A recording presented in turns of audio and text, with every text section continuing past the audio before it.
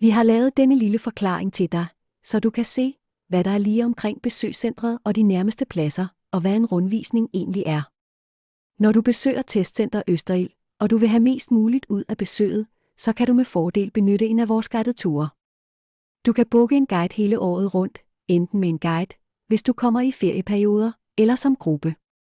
Hvis du tager på egen hånd med en af vores safari-podcasts, så får du historien i dit headset. Er du med guide, så kører vi ind i centret i vores biler eller i bus, alt efter hvad I som gruppe ankommer i. Er du på tur på egen hånd, skal du enten gå eller cykle rundt. Husk altid, at det er en arbejdsplads, så overhold de anvisninger, der er i centret. Rundt om besøgscentret er der forskellige dele fra møller, som du kan se.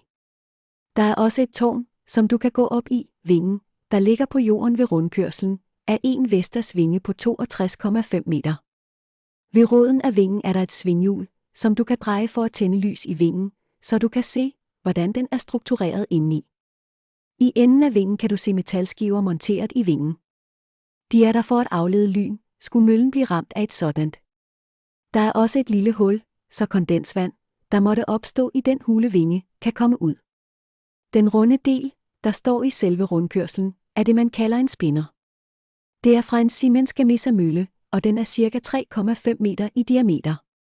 De største møllers spinner er helt oppe på mellem 8 og 10 meter. Spinneren beskytter hubben, der er den del, hvor vingerne er monteret på.